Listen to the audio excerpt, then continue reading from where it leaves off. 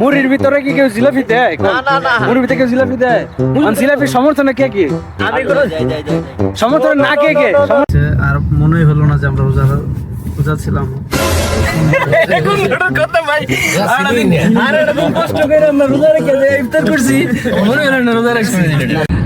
আসসালামু আলাইকুম।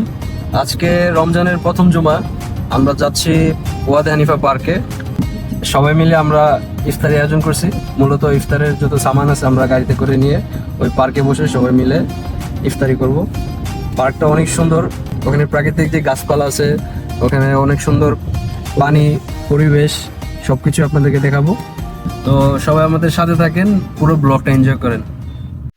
পরিবার ছেড়ে এই প্রবাস জীবনে বন্ধুরাই কিন্তু সব।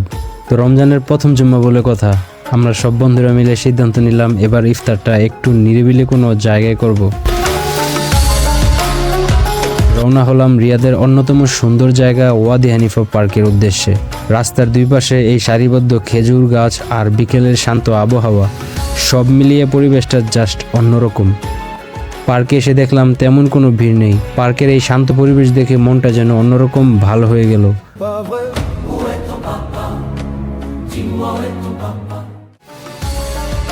আপনারা দেখতেই পাচ্ছেন চারদিকের এই চমৎকার ভিউ আর পার্কের নির্জনতা, সব মিলে ইফতারের জন্য এর চেয়ে ভালো জায়গা আর হতেই পারে না।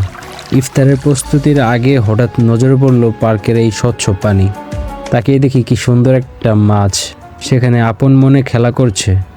প্রকৃতির এই শান্ত রূপ দেখে মনটা আসলেই জুড়িয়ে যায়। তো মাছ দেখা শেষ করে এবার নেমে পড়লাম আমাদের আসল কাজে। এই যে দেখেন, আমি নিচে বসে গেলাম টমেটো আর শসা কাটতে।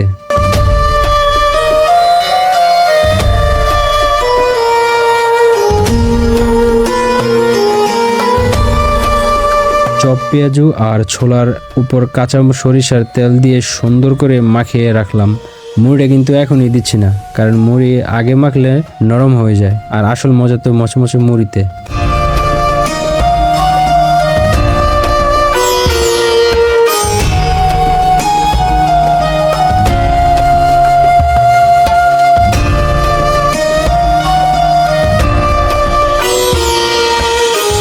আজানের ঠিক আগ মুহূর্ত, চারদিকে এক অদ্ভুত নীরবতা। আমরা সব বন্ধুরা মিলে হাত তুললাম আল্লাহর দরবারে।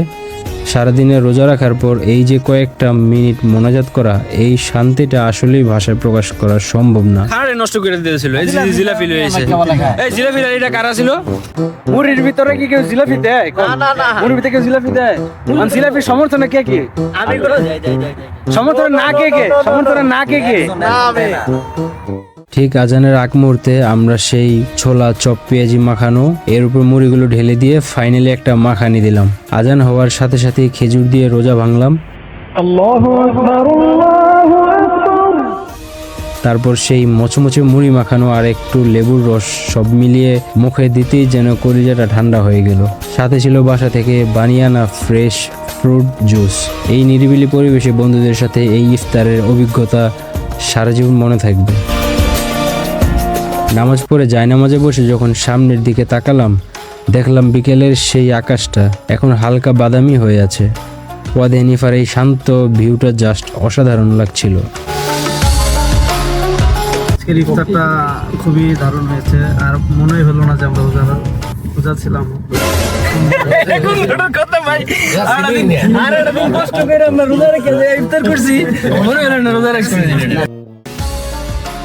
নামাজ শেষে আবারও শুরু হলো আমাদের জম্পেশ আড্ডা। এত সুন্দর একটা পার্টি দেওয়ার জন্য মোশাররফ ভাইকে অনেক অনেক ধন্যবাদ। অবশ্য আমি এটার আয়োজক ছিলাম, এটার পরিকল্পনা আমার, কিন্তু সবাই না থাকলে অবশ্যই বাস্তবায়ন হইতো না। এটা সবার ক্রেডিট, ধন্যবাদ সবাইকে।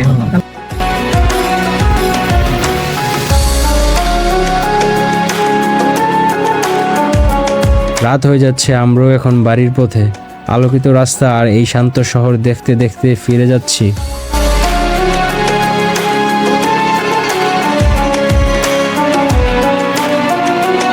ভিডিওটি ভালো লাগলে লাইক দেবেন, চ্যানেলটাকে সাবস্ক্রাইব করে রাখবেন, ফেসবুক পেজটাকে ফলো দিয়ে রাখবেন।